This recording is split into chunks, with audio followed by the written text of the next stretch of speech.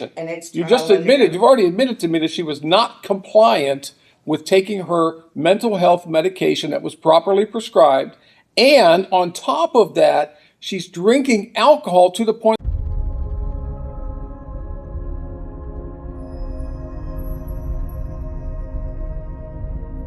The State of Ohio versus Jacqueline Markham. Ms. Markham is before the court with her counselor, Mr. Hust. Ms. Nicholson, on behalf of the State of Ohio, we're here for sentencing. Ms. Nicholson, anything on behalf of the state? Yes, Your Honor. The state is requesting that Ms. Markham be sentenced to a minimum of 24 months in prison. This is not her first failure to comply. This is her first OVI, but she does currently still have an OVI pending out of Marysville that was pending at the time of this offense that she failed to appear on due to being incarcerated on this case. The underlying facts of this case are that when Franklin Police Department attempted to initiate a traffic stop, Ms. Markham did in fact stop, spoke with the officer for approximately 60 seconds. When he asked her to exit the vehicle, she put the car in drive and drove away at a high rate of speed. In fact, the officer believes she had crashed because she was hitting the curbs so hard and he lost sight of her. Turns out she fled to Ms. Nicholson, folks, would you please sit down? I'm sorry, I couldn't hear you. Sorry. That's all right. Go ahead. I'm sorry. She fled to her residence where Springboro and Franklin officers cleared that residence, ultimately locating Ms. Markham in a closet. She continued to be kind of verbally uncooperative with officers until she was booked into the Warren County Jail. Clearly, her past conduct has not, and those consequences have not taught her anything. She has not learned from that. So we do believe a prison sentence is appropriate in this case. All right. Thank you. Anything from probation? Nothing further, Your Honor. Mr. Hust? Yes, Your Honor. Good afternoon. The facts are egregious. I can't quibble with those. I've been through all of the discovery and seen repeated perspectives from the different body cams and so forth. The defense is shifting the focus from the dangerous driving itself to what may have caused it. Instead of disputing the facts, counsel is asking the court to consider serious mental health concerns, treatment needs, and recent behavior while incarcerated. That strategy can sometimes reduce a sentence, but it doesn't erase accountability. The big question now becomes whether the judge views rehabilitation as the priority or believes public safety concerns outweigh every mitigating factor presented today. Behind all this conduct is some serious mental issues that have to be addressed, with weekly mental health individual sessions and contact with a psychiatric provider to make sure that any medication she has for mental illness are properly adjusted. It's my understanding from a message from her aunt that the aunt would be able to provide a home, a residence for her. I understand there haven't been any rule violations in the jail since she's been held. And I understand, too, that her probation in Middletown, at least the probation there, had been working out. She's entitled to, as I understand, 148 days of credit for time served. Ms. Markham, is there anything you'd like to say? Yes, I had a panic attack at the time, and I don't remember much of exactly what happened, which is kind of scary to me. But other than that, I've been in jail for, I think it's 147 days today, and I've been complying and working as a trustee in the pod in the jail. Just a panic attack, I kind of feel like I'm having one now. Like, I've been getting them a little bit more so as I age, as I get older. And I had just gotten to counseling to work with different medications for those. Are you folks with her today? Yes, sir. Yes. And who are you? I'm her Aunt Jan. It's my home that she lived in. Okay. And I was her caretaker during this time when she had this episode. Are you aware of her true mental issue? Am I aware of her true mental issues? I don't have no idea what that even means. She is a schizophrenic. This is a pivotal courtroom moment. The defendant's aunt is attempting to challenge the narrative, but the judge immediately demands specificity. Notice what's happening here. The court is separating sympathy from evidence. Emotional explanations may provide context, but sentencing decisions are built on proven facts and legal findings. The judge wants a clear answer about what part of the prosecution's statement is allegedly inaccurate. Do you think the aunt's testimony is helping the defense or unintentionally strengthening the court's concerns? I gave Bruce all her medical information from Butler Behavior, Atrium Hospital, Access in Middletown. She had an episode, and what the prosecutor's table said is not true. And if you did read the police officer's report, she was out of sorts. I've spoke with him myself as well as read the report. What did she say that was not true? She has no memory of that night. Whoa. You said two different things there. You said what the prosecutor said was not true. What? Tell me exactly what she said that is not true, ma'am. And that's what she's being sentenced for today. Do you understand that? So when she says she's being non-compliant, she was non-compliant by definition. I mean, and she's admitted to that. She's been found guilty of that. So tell me tell me again what she said that you say is not true. May I speak? I'm going to give you this opportunity. Well, when I say non-compliant, even in the report from the Franklin police officer, because all of them was at my residence, I'm very aware of what happened because I was there. I allowed them in my home. She was so out of it,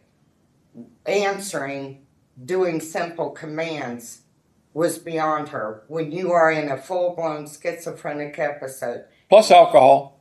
Yes, plus Okay. alcohol. See, here's the problem that I have with what you're saying. And again, I'm not disagreeing that there aren't some mental health issues here. They're severe. Okay. You've lived with it. I have not. The problem is when you have someone that is being, is she supposed to be on medication? Yes. Is she compliant with that medication?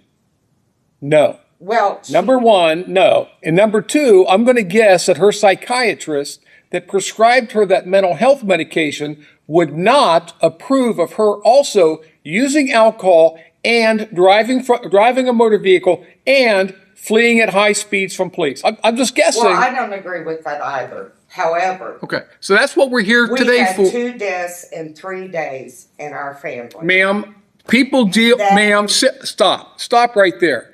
I understand that people deal with grief differently. But when you have a mental health problem, you're on mental health medications that you may or may not be complying with, and you're adding alcohol to the mix, then you're getting behind the wheel of a car and she's driving to the extent where she's claiming she doesn't even remember driving, fleeing from police at high speed. She puts herself at risk.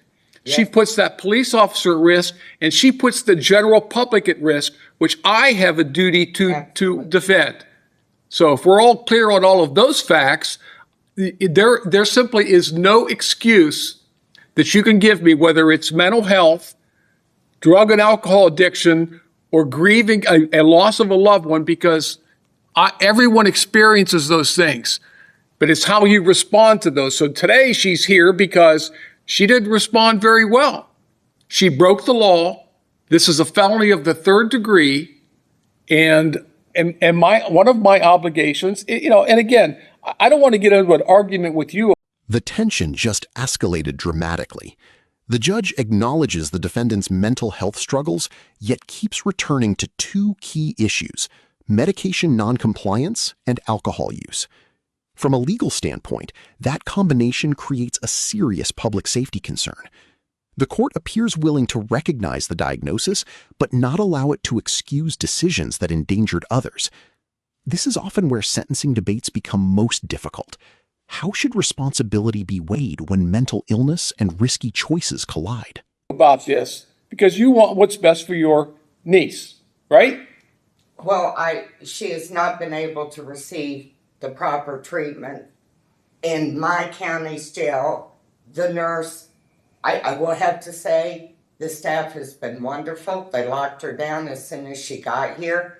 Me and the Springboro police officer who had worked with behavior health across the street, that'd been to our home many times, knew she was in an episode. We called over here. They locked her down. When she was released out of that to the general population, the nurse had her call me. And she said, they said I did bad things. What did I do? If she has no memory, and if you understand what schizophrenia episodes are, it's not a choice. No one wants to be a schizophrenic any more than they want to have dementia.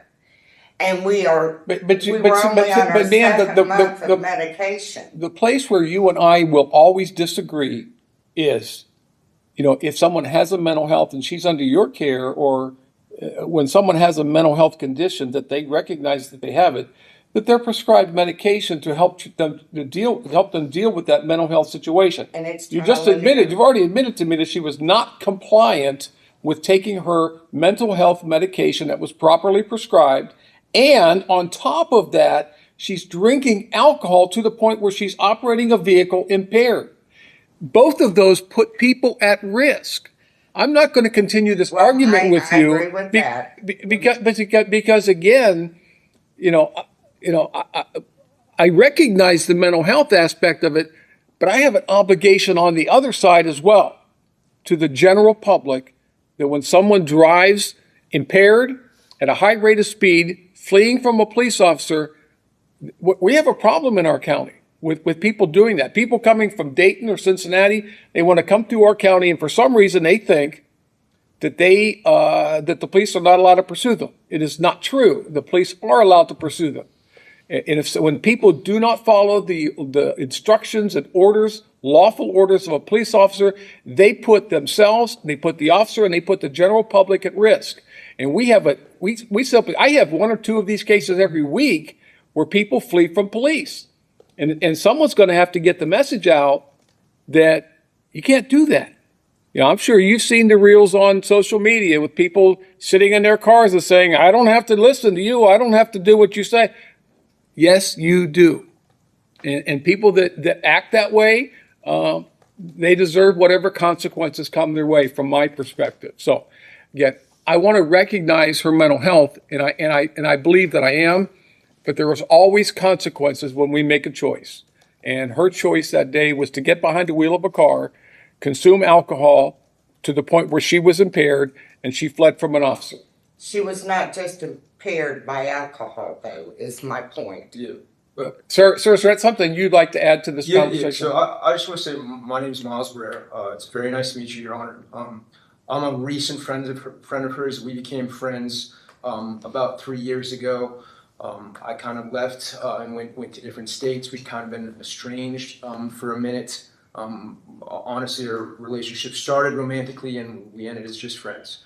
I just wanted to say that I appreciate you acknowledging the mental health issues, but I actually didn't know that she had gotten to the point that she had, that she is at now.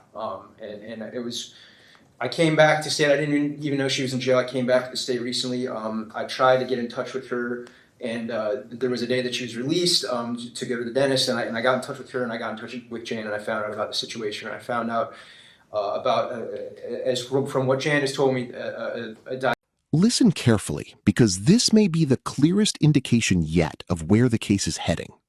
The judge explains that he evaluates cases individually and does not automatically follow the prosecution's recommendation. However, he also highlights a major concern. This is not the defendant's first similar offense. That distinction carries significant weight during sentencing. At this stage, do you think the court is preparing to impose prison time, or is there still a realistic chance for community control? Diagnosis of schizophrenia. All I just wanted to say is that I experienced before this, Jacqueline. It seems like she does go into different mental states, and it's almost like you're talking to a different person. And it is regardless of alcohol. I understand that she did drink that day, and that was her choice. There was a lot of hardship, and I know Jan's very emotional, and there was a lot of hardship in the family that led up to the events of that day. You know, I know that Jan just happened to leave. Jan was dealing with a lot. She just happened to leave her keys out where Jacqueline could see them, and it was a mistake that, amongst deaths, she's been beating herself up on the phone for me for leaving the keys out. We've really been. She's been trying, and I'm starting to try to be a part of making her healthy again and whatnot.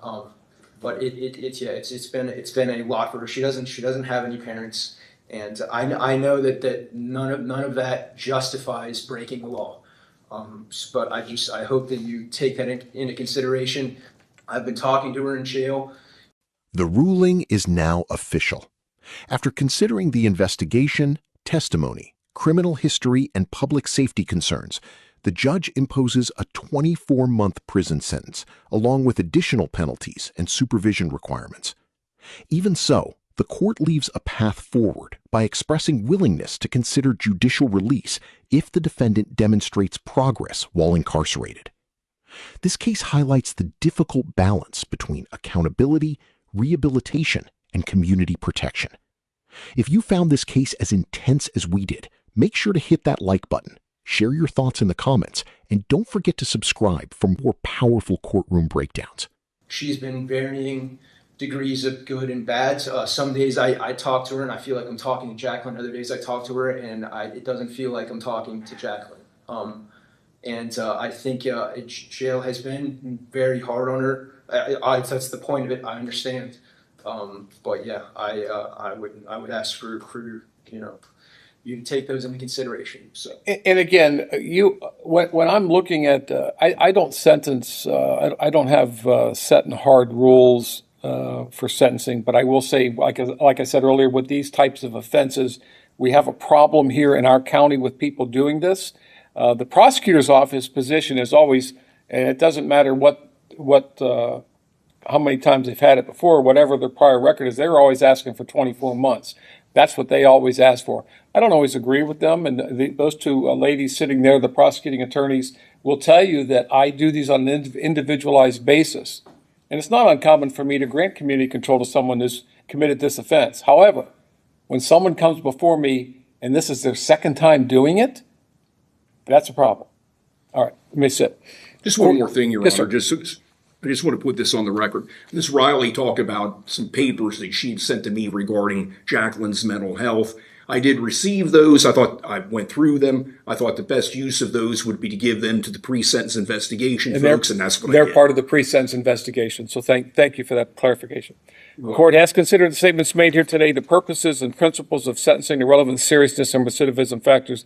The court does find that you are not amenable to community control at this time, and the prison is necessary. I'm sorry? That was the radio. Your Honor, can I say one more thing? We've been talking back and forth on the email. Sir, you're not going to change my mind at this point. Please understand that I everything that you've said, I've taken into consideration, but you must now allow me to finish my sentence. All right. Court has considered the pre-sentence investigation, the purposes and principles of sentencing, including punishment, deterrence, and protection of the public. So I am going to order you to serve 24 months in prison. You have 148 days jail time credit. You are hereby ordered, your license is suspended for your lifetime on the failure to comply. On the OVI charge, you're ordered to serve 180 days in the Warren County Jail. That to be served concurrent with the 24 months. There is a $565 mandatory fine on the OVI, which I do not have the authority to waive. So that fine is assessed against you. 3-year operator's license suspension on the OVI, that to be effective December 31st, 2025. Other than the mandatory fine, the court finds that you're indigent for the purpose of any fines, costs, or other financial sanctions. Now, you're also subject to a mandatory period of post-release control, which means when you are released from prison, the Adult Parole Authority will supervise you for not less than 1 year, no more than 3 years. Ms. Markham, before you leave, I understand this is very heavy, bad news for you and for your family. Ma'am, I am trying to be patient with you, But when you act up in my courtroom, you're not making it any better for yourself nor for your niece. So please sit there and listen to what I'm saying. I'm addressing your niece now, so I don't want you acting up. I'm just having a hard time. And I'm having a hard time with you acting up, so if you do it again, you're leaving my courtroom. Are we clear? Yes, sir. All right. Ms. Markham, I know that this is not the news that you wanted to hear today. I do understand the situation as was described by your family members. I want to give you some hope, okay? So I will consider a motion for judicial release after you have served a period of incarceration, okay? Do you understand what that means? I have the authority to suspend further execution of your prison sentence and to place you into community control as your family is requesting, okay? I have that authority. I have that discretion, if you will. And I want to give you that hope. So when you get to your institution, follow the rules, do what you can to make yourself better, and then in a few months, I will see you back here, and perhaps we will talk about community control at that time. Is there anything else, Ms. Nicholson? Nothing from the stateroom. Anything else? I don't think so, Your Honor. All right, that's all. Thank you. All right, Mr. Crowe.